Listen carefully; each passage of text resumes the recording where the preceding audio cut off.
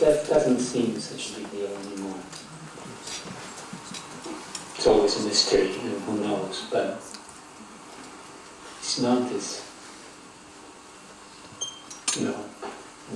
big, mysterious black thing, because when it comes up from up close, and he came very close a couple of times, he was walking on the edge. Essentially, what you see in death is really your own face. You realize that in death you're going to be what your experience is. And, it's as basic as that. So, who knows how, after you die. But at least, it's a very interesting insight. Death really is a mirror. Whatever you see, it's your own state of mind, your own state of presence, not more, nor less.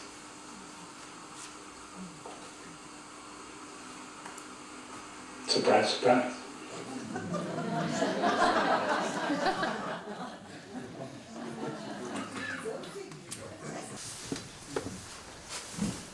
So it's a real honor and privilege for me to be here and to particularly speak after this amazing gathering of the talks that we've heard, and also listening to Francisco. And this is a picture from the film the clip that we just saw, and one of my favorite pictures of Francisco, and it's with a deep sense of gratitude and honoring his extraordinary contributions. And John and I were just talking, and he actually was really just hitting his stride with a whole program of research in humans that was just beginning when his life so prematurely ended. And it's heartening to see the development of contemplative neuroscience that very much has been inspired by Francisco. So I'm going to start this presentation with a bit of a humility induction, and this is a counterpoint and complement to what we saw in Adam's talk, although at a very different level of scale.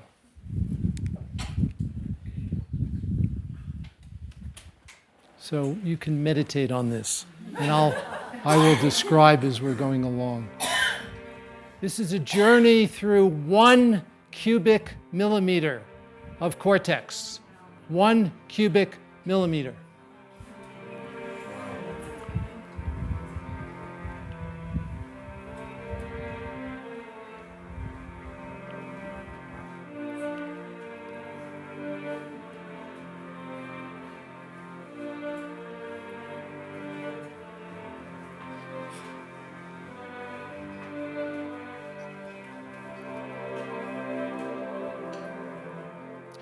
These are apical dendrites.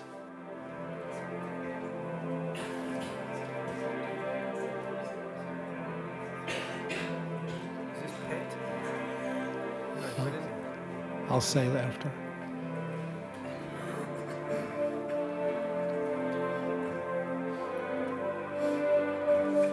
The box in the left-hand corner indicates what level of cortex is being displayed.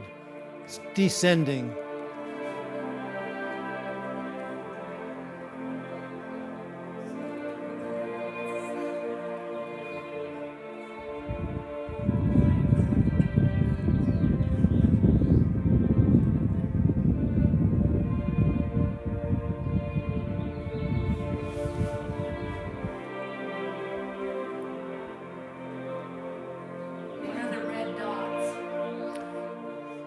They are different kinds of neurons and glial cells.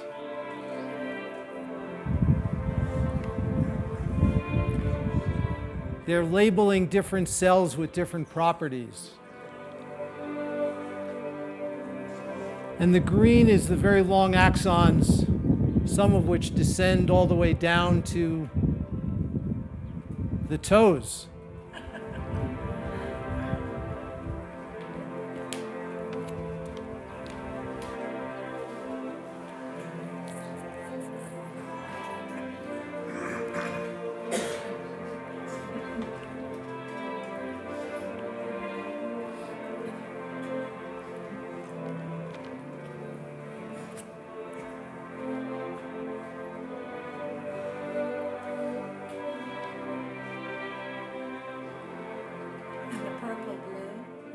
Just all different kinds of cells. It's labeling different chemical properties. Some of them are glutamatergic, others are GABAergic.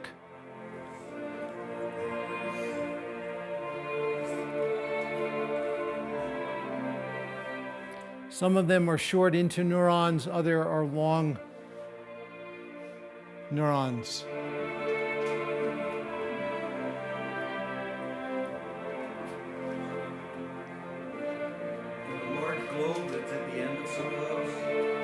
The what? The large globe that's on the end of some of those. Those are synaptic boutons.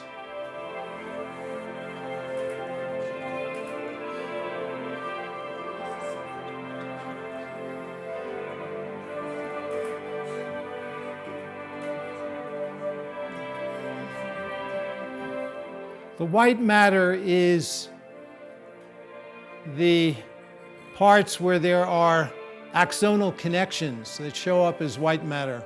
Here they're labeled as green.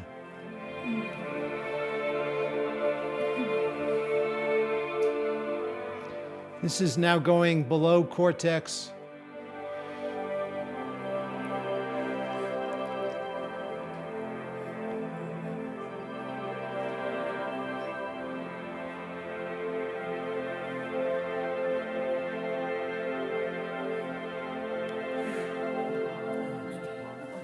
Okay, 1 millimeter of cortex, 1 cubic millimeter.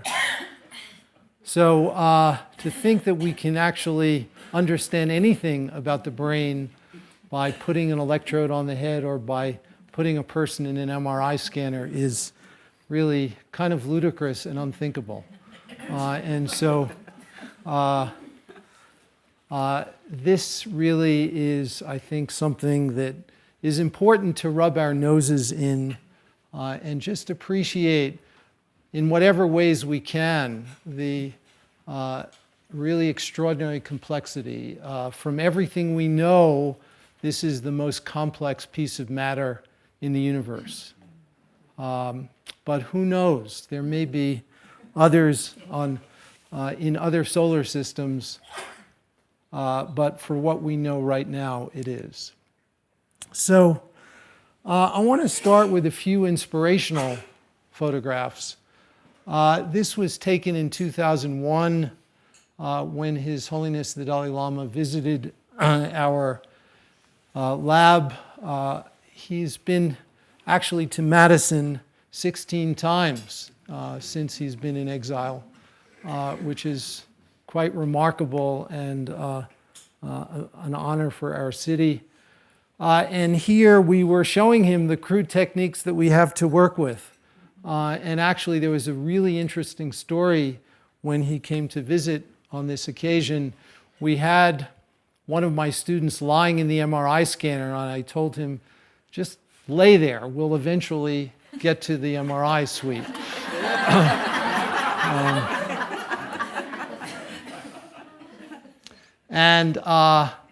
We wanted to demonstrate to His Holiness the Dalai Lama how functional MRI works. This was in 2001. It was still the early days of these techniques. And so we decided to use a very tried and true method that we can illustrate in real time. And what we did is we simply asked the student to please move the fingers in his left hand, which is controlled by the right motor cortex, and then to move the fingers in the right hand, which are controlled by the left motor cortex. And we were able to look in real time at the activation patterns in MRI to see how the activation patterns change. And you can see this visually. You don't need any sophisticated signal processing to detect it. It's very visible. So we asked the student to do that. We can see his hands through the window into the MRI. And sure enough, we observed what has been observed thousands of times, and we saw the activation. And then after we showed this to His Holiness said, "Can I please ask him to do something?" And of course we said, yes. And so he asked the student to please imagine moving his hands, but don't actually move them. And this was an amazing question, one that had been asked before, but His Holiness is like the dream graduate student, asking really amazing questions. And we asked him to do this, and sure enough, we saw that there are patterns of brain activity when he was not moving his fingers that in many ways, not fully, but in many aspects, resembled the patterns that were observed when his fingers were actually moving. And this was a very important demonstration, I think, for His Holiness to see that we can actually detect signals in the brain that were associated with mental activity, with pure mental activity.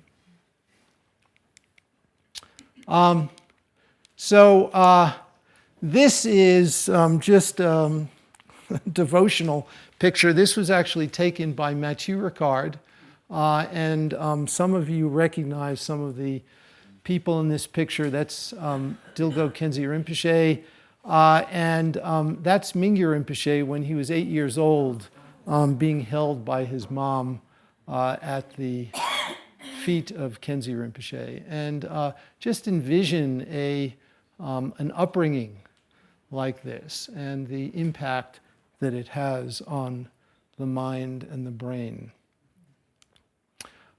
So fast forward to 1992, and this is a group of us, including Francisco Varela, who were schlepping 5,000 pounds of equipment in the hills, Baksu Mountain, just outside of Dharamsala, where we naively thought that we were going to launch contemplative neuroscience in its modern form.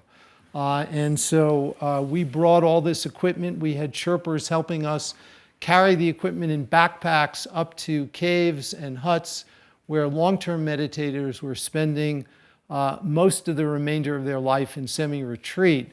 And we thought we would be able to start our data collection on this visit. And that was a very naive assumption, a very big bust. Cliff Sarin was with us on this occasion, as was Alan Wallace. And I had mentioned, I think earlier, one evening when we were there, His Holiness asked us to please give a talk to the monks at the Nyamgal Monastery about what we were doing, and we decided to give a demonstration. Oh, this is in one of the caves, actually, with one of the practitioners, where we were trying to collect data and videotape. And for many of these practitioners, it was the very first time, this was in 1992, it was the very first time they had ever seen a computer. And so, let alone touch a computer.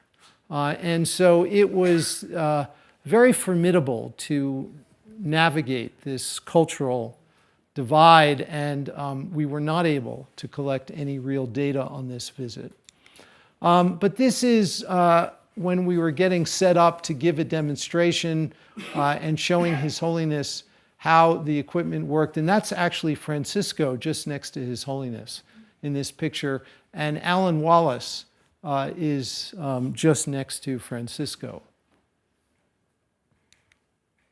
And then fast forward to 2001, and this is Mingyur Rinpoche for the first time in our lab, meditating and really beginning the start of this project of contemplative neuroscience. John Dunn was very much a part of this, and in fact, this was around the time when John and I first met. John was on the faculty as an assistant professor at the University of Wisconsin in Buddhist studies, and John actually helped translate for many of the practitioners when they came. And this was work that was initiated by Antoine Lutz, who was Francisco's last graduate student, who came in Francisco's place at that meeting in April of 2001 when Francisco wasn't able to make it, and then Antoine stayed for the next 10 years after that.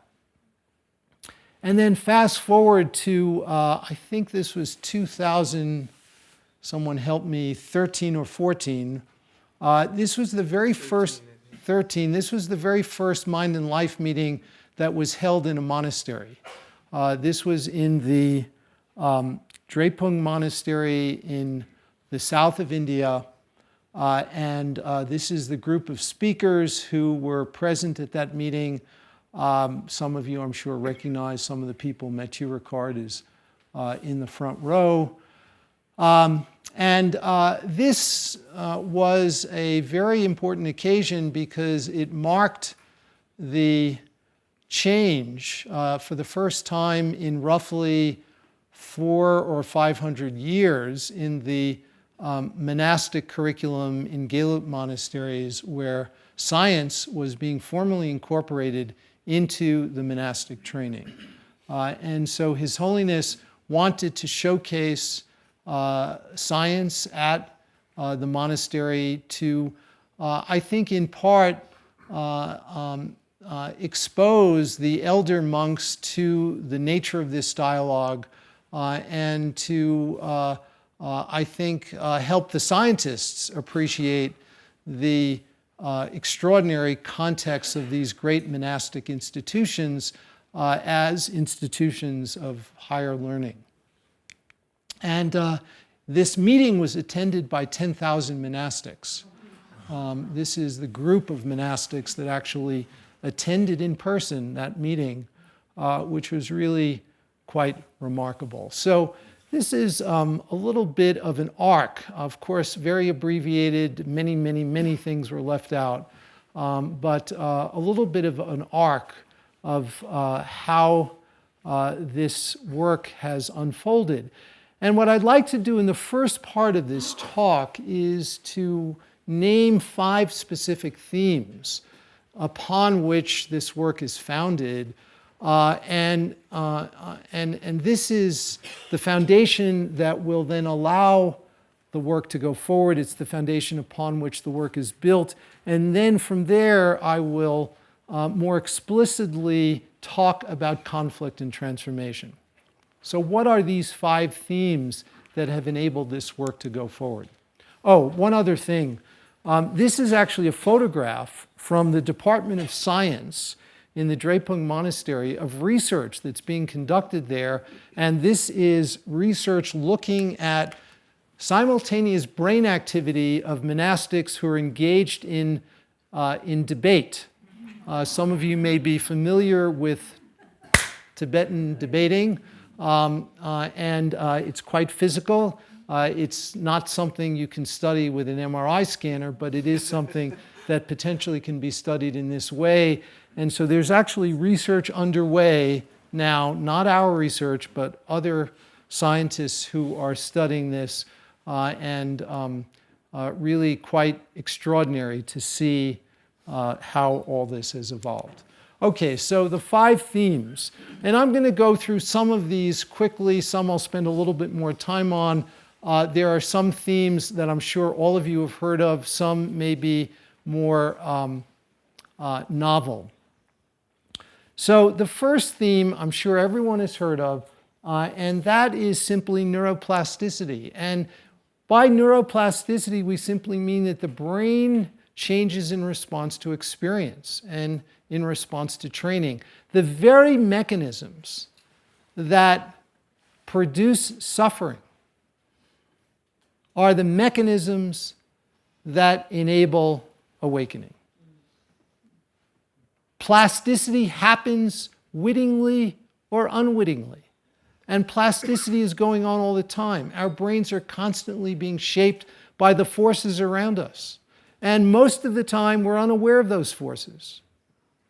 And the invitation in all this work is that we can actually take more responsibility for the shaping of our own brains by transforming our minds.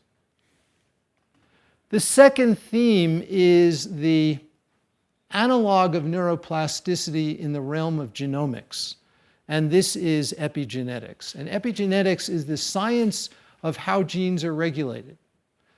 And although we are all born with a sequence of base pairs that constitute our DNA, and for the most part, that sequence will remain the same for the duration of our lives. What does change very dynamically is the extent to which genes are turned on or turned off. There are regulators on genes. You can think of them as little volume controls, and they are subject to tremendous variation and plasticity. And we know that adversity can impact epigenetics. We know that this begins very, very early in life. In fact, it begins inside the womb.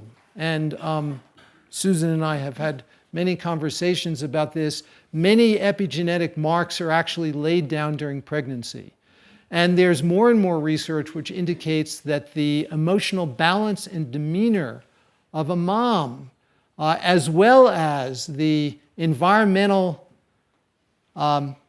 exposures to which she is subjected, influence the epigenetic status of the fetus. And we can assess this in humans, non-invasively, by simply taking cord blood at the time of birth. And we can look at those cord blood samples which can tell us about the epigenetic state of the fetus at the time of birth, which reflects the cumulative duration of the prenatal exposure. And so this is, and there's really powerful evidence now that indicates that exposure to certain environmental pollutants, for example, during pregnancy has a dramatic impact on epigenetics and gene expression for specific genes that are involved, for example, in neuroplasticity itself, neural growth factors, and so on. We also know that the emotional state during pregnancy can influence the epigenetic status of the fetus. And then this is also something that is regulated dynamically throughout life. And so we know that stress of various kinds in adulthood can induce epigenetic changes. And for the first time, we have evidence to show that meditation practice can actually induce epigenetic change and can induce it rapidly. Within a period of 6 to 8 hours, we can actually see evidence of epigenetic change. This has been published, and this is in hard-nosed mainstream scientific journals. Questions later. So the third theme is bi-directional communication between the mind and brain and the body. One of the beautiful things about our tradition, our practice, is it's a very embodied practice. And it's not a surprise, I think, to anyone in this group that our bodies play an important role in shaping our minds. And vice versa, our minds play a very important role in shaping our bodies. The communication is bidirectional. There is powerful epidemiological evidence that indicates that psychological well-being is associated with physical health. Higher levels of well-being are associated with better physical health outcomes. Now, that doesn't mean it happens in everyone. There are certainly always going to be exceptions, but if you look at tens of thousands of people, in epidemiological studies, this is an association that you find. The best data for this come from a classic series of studies done with British civil servants. And this is with very large sample sizes, and the data are very, very clear. We don't understand the mechanisms through which this occurs, but the fact of the association is very well established. And it leads to the possibility, to the invitation, that cultivating well-being may impact not simply our psychological well-being, but also our physical well-being, and also vice versa. So the fourth theme is one that we've talked about a little bit already over the course of the last few days, this notion of innate basic goodness. And this is so interesting and important because in the contemplative traditions, when we practice cultivating compassion and kindness, we are not creating these qualities de novo, but rather we're recognizing these qualities that exist already. These are qualities that are part of our basic nature. And this leads to a very different way of thinking about qualities like kindness and compassion. And the way we think of them is very much like scientists think of language. We all come into the world with a biological propensity for language. But that propensity is not expressed unless a person is raised in a normal linguistic community. And there are case studies of feral children who are raised in the wild who do not develop normal language. And it may be very similar with attributes like kindness and compassion, which require nurturing. So the fifth theme is one that is critical for understanding transformation, and it comes from behavioral science research, and that is the science of how we can create and maintain healthy habits. And this is something really, really important, because if we are going to change the world, we need to change our minds, transform our minds. And if we're going to transform our minds, we need to establish new or more enduring healthy habits.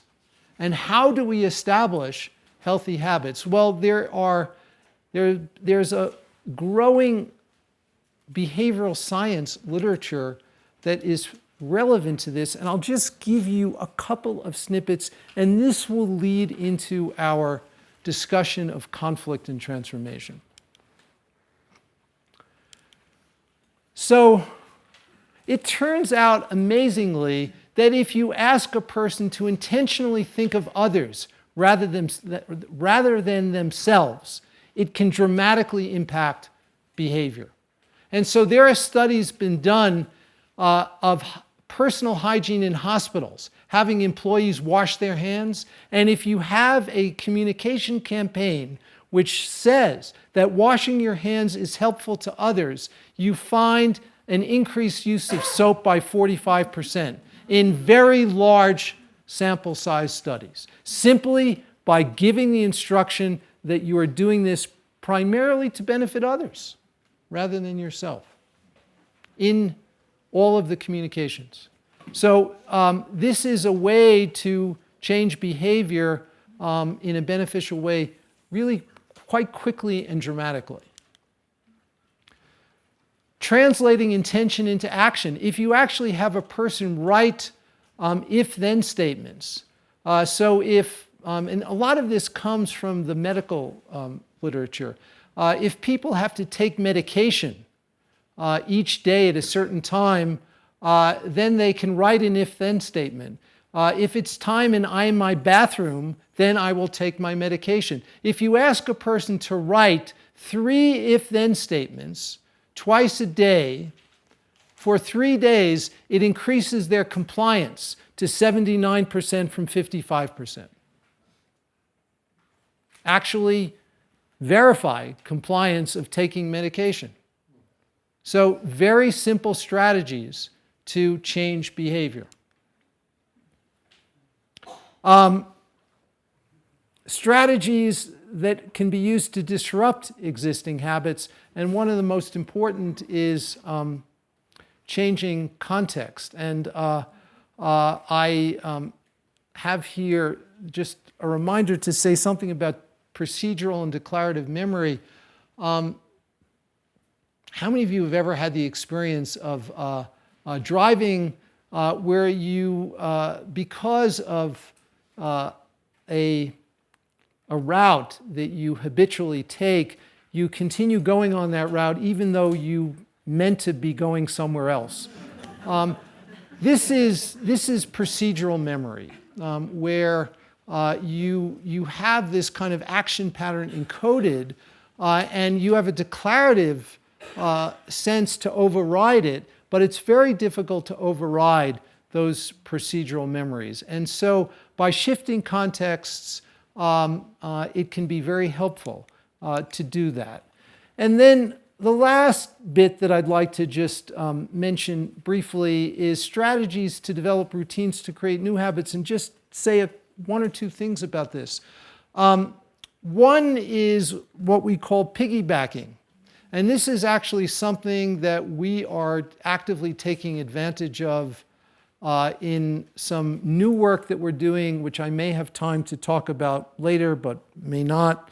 And what piggybacking is simply piggybacking something onto an existing habit. And so if you are going to do a little bit of practice while you are engaged in another activity of daily living, you can piggyback it onto an activity of daily living. So you can say that if you brush your teeth at a certain time of day in the morning, that just after I brush my teeth, I'm going to do X. You piggyback this new behavior on another activity of daily living, and you do it very intentionally. Okay. So in the beginning of practice periods, in the times that I've led here and that others have led our practice, we often talk about motivation and intention and invoking some sense of the view.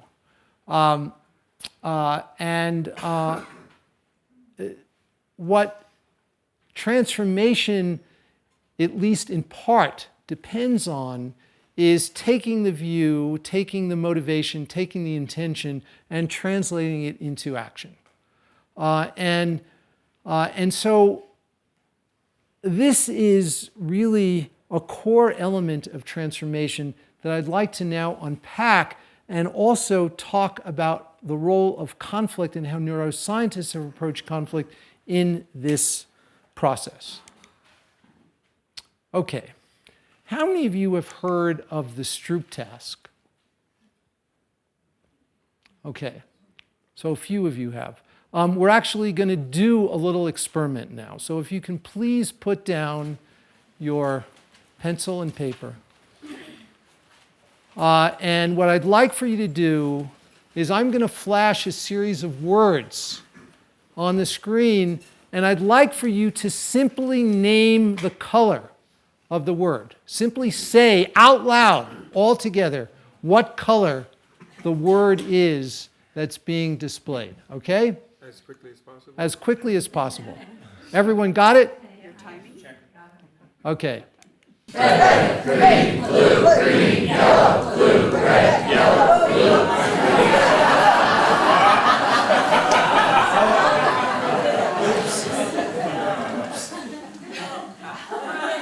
Okay. So I just activated all of your anterior cingulate cortices. Every one of you.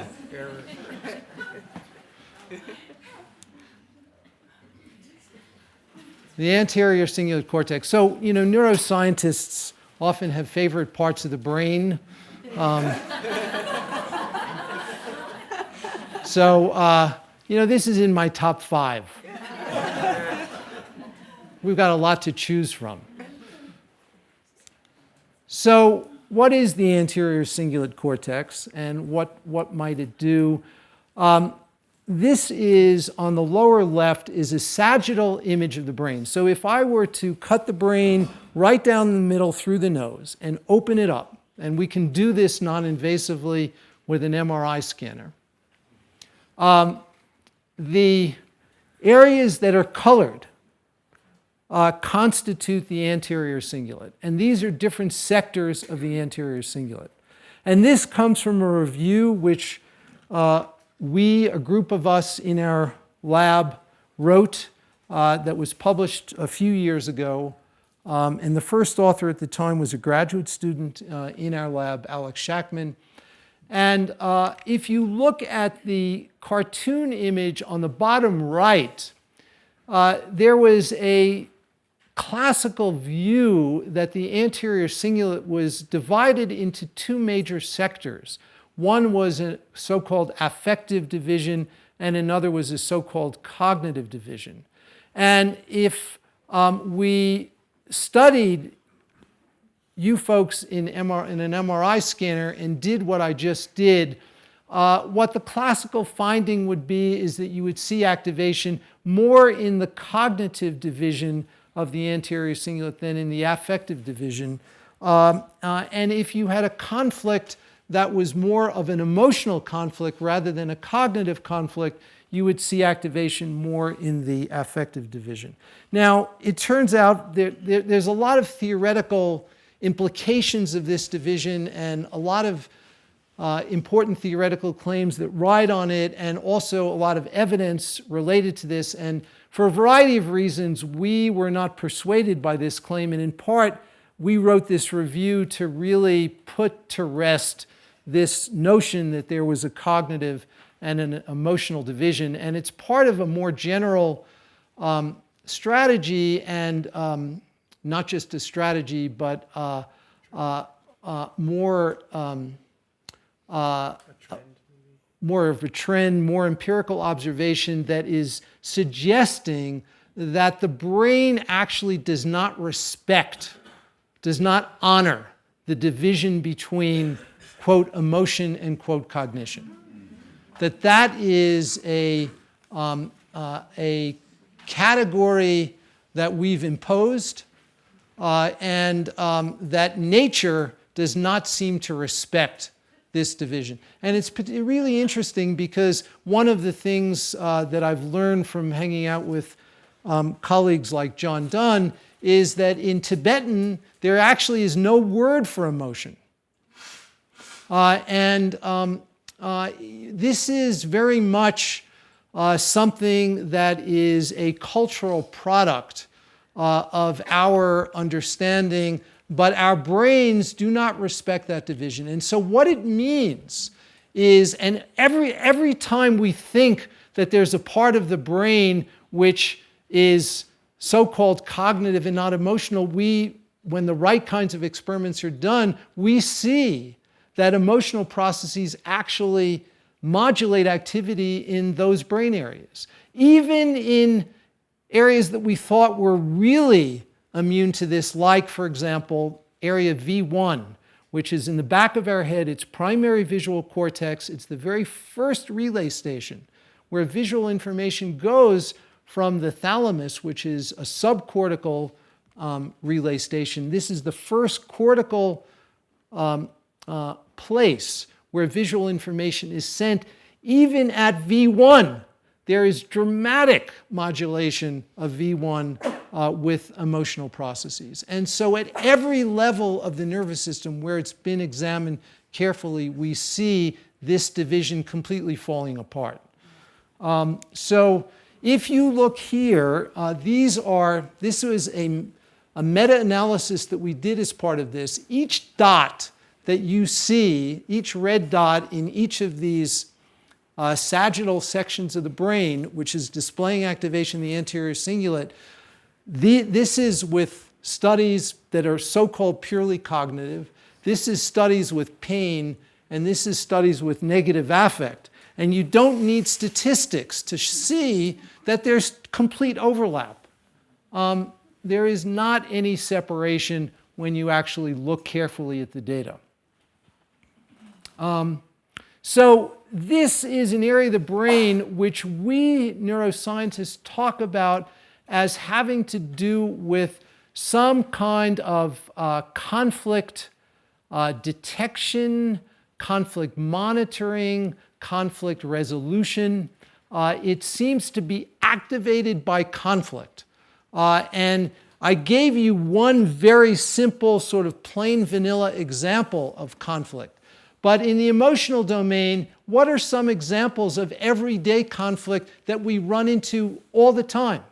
Well, when you ask a person, how are you doing? How are you feeling? And you hear one thing in their tone of voice and then see a kind of smile, and you are exposed to discrepant input.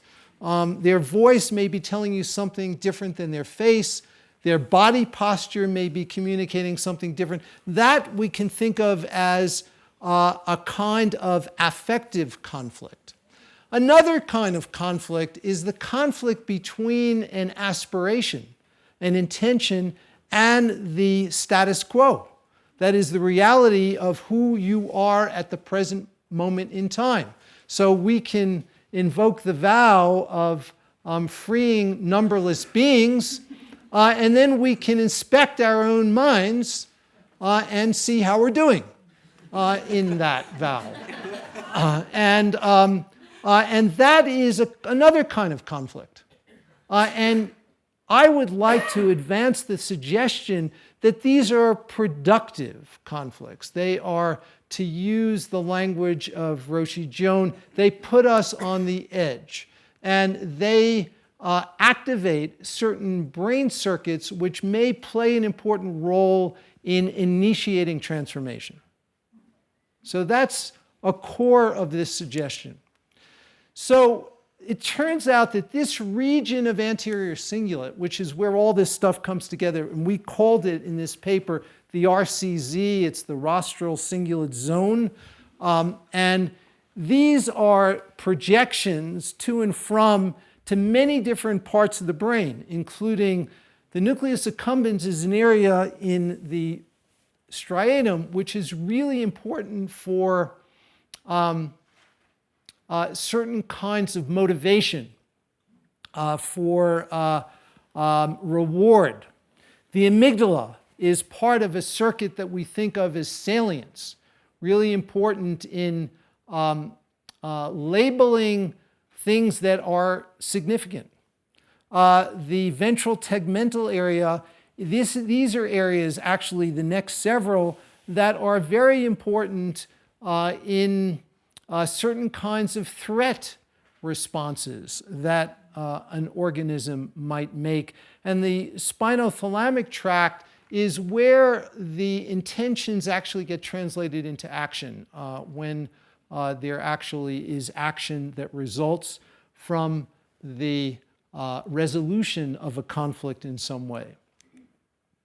Now, this is the amygdala at the center of this diagram. This is the amygdala. And every one of these lines is an anatomically verified connection.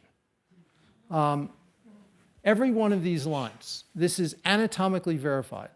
And so this is just the amygdala. And I showed you that the anterior cingulate projects the amygdala. And then from the amygdala, we see this massive hub of projections to so many different areas of the brain. And I'll just point out one or two of these. Remember I told you about V1, primary visual cortex. This is V1. There is a direct monosynaptic connection between the amygdala and V1. And this is the connection that enables the modulation of the most basic visual sensory processes by our emotional state. And so when something is labeled by the amygdala to be more salient, it will modulate activity in V1. Really quite extraordinary how the system is wired. And then up here, areas 24, 25 and area 46, those are areas in the prefrontal cortex. And there are also direct connections between the amygdala and these regions of prefrontal cortex, which enable the amygdala to modulate decision-making and planning, but also enable the prefrontal cortex to modulate activity in the amygdala. So this is just one teeny piece of this overall circuitry. And so this is just reflecting these massive interconnections through which the anterior cingulate, when conflict is detected and this area of the brain gets engaged, there are signals that just project to so many different places to enable us to deal with, to adjudicate, to in some way resolve or act upon this conflict that is being detected. Okay, so I want to just sort of give a couple of illustrations of how this region of the brain has been studied and why it figures importantly in certain kinds of research.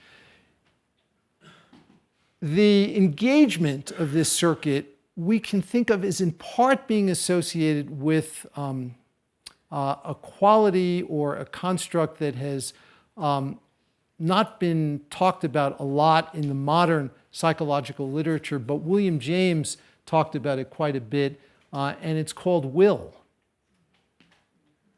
And part of the capacity for transformation is the will to transform.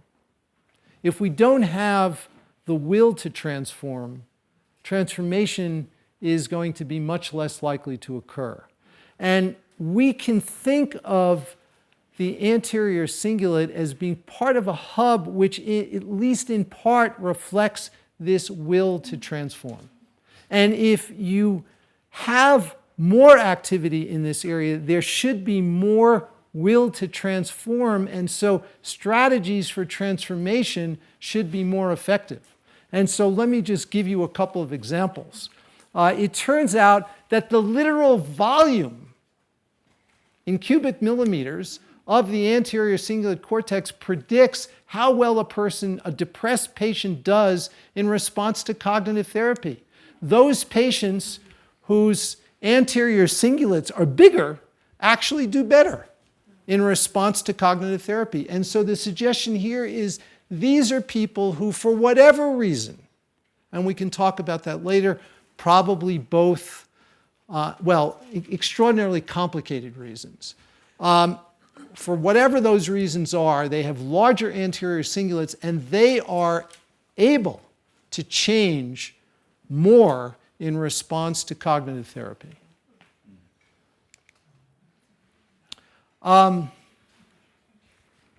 This is another example of that. So one of the really crazy things in modern psychiatric research is that there are studies that drug companies do to evaluate the impact of pharmaceuticals for various psychiatric conditions. And when they do these studies, they do what they typically call a placebo run-in.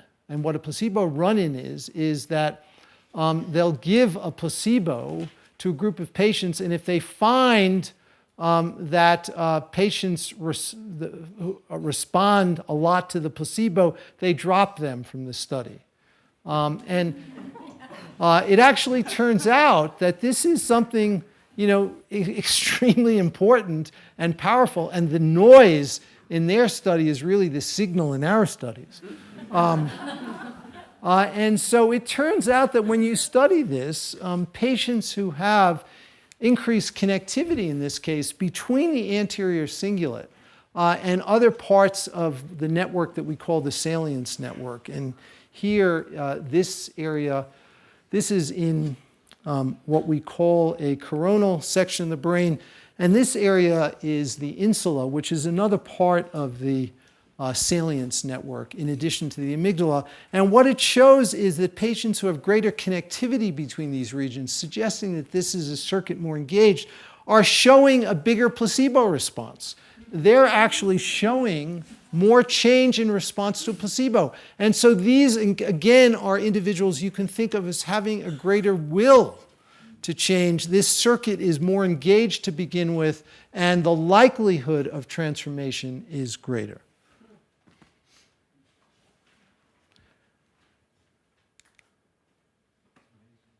So one of the unfortunate things in the modern scientific literature is that conflict processing, as we call it, has been pretty much subsumed under the rubric of negative affect.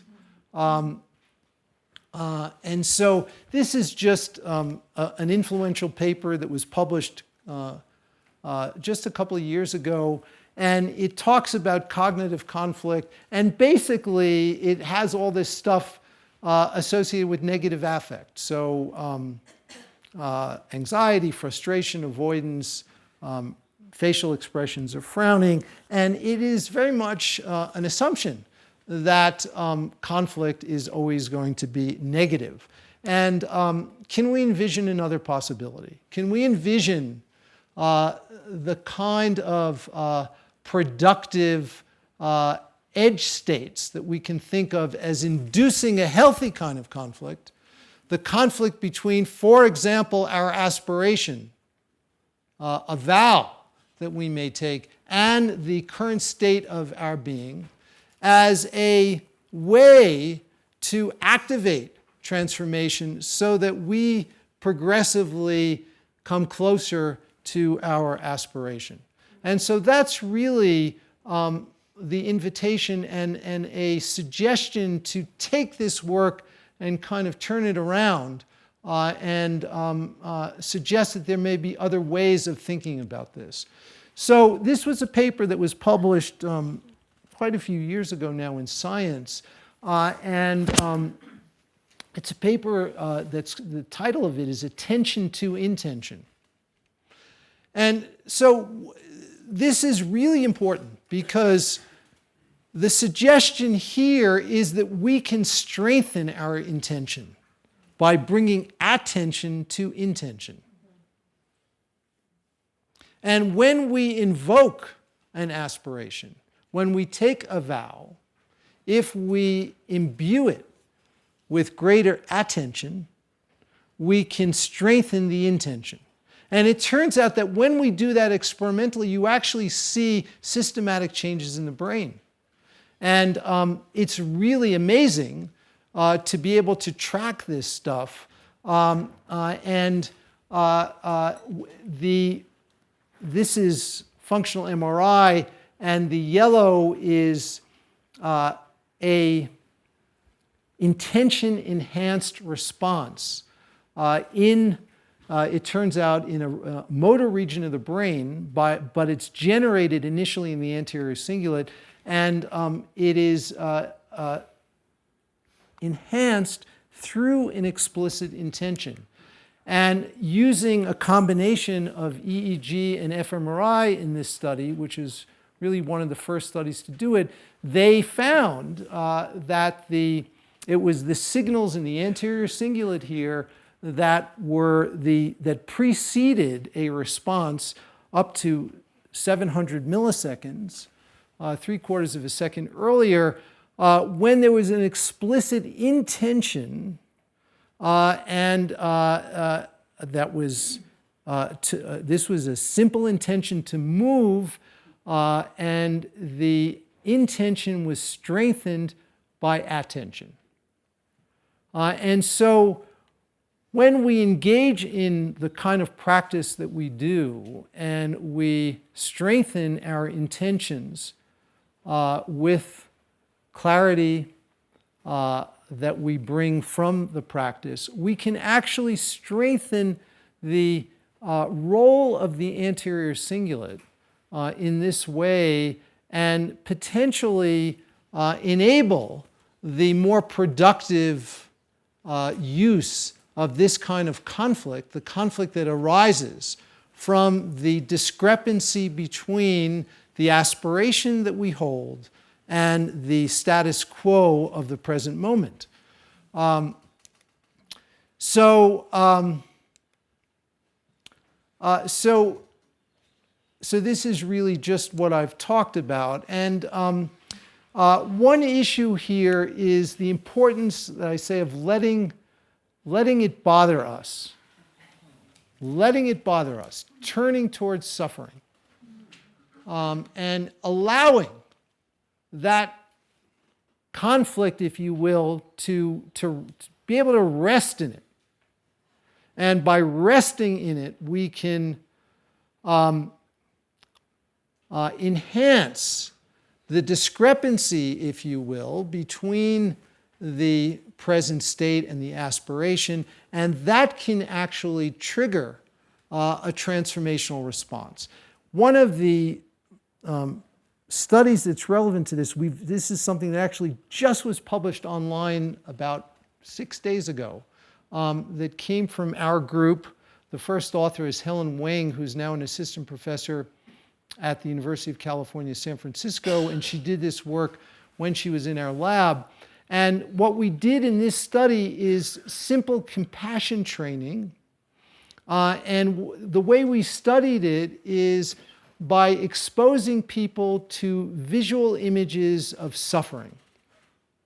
And one of the things that we did is we monitored very carefully the frequency and duration of a person's eye movements toward the specific parts of the image that were the most salient in depicting suffering.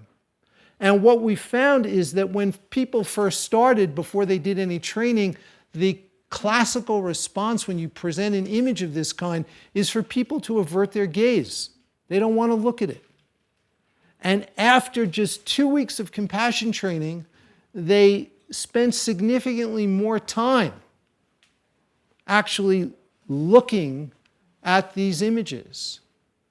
And at the same time, they showed reductions in arousal in certain brain areas that, like the amygdala, that may be counterproductive if they're overactivated. And so I think that there's something important here about letting it bother us and resting in this, which can activate this whole cascade of circuits that we're beginning to learn about in the brain that can initiate this process of transformation. So attention or awareness, in this case, can be an amplifier of intention. We can amplify intentions through awareness. And there are many ways of doing this, and one of the ways that many of us do this is we have pictures of our teachers that remind us. We have important quotes that we put up to remind us. These are all ways of amplifying intention. And they're potentially very useful in strengthening these circuits. So that's arranging our environment to provide supports.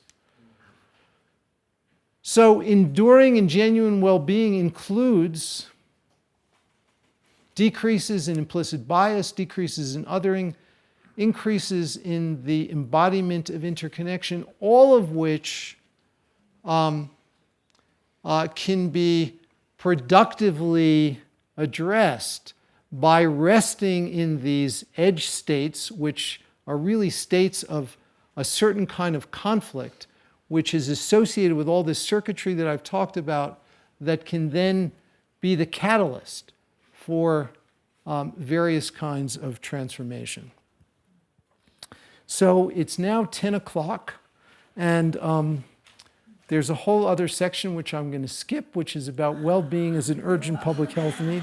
But it's really okay. Really, it's okay. And I want to just end. You can get that from other stuff.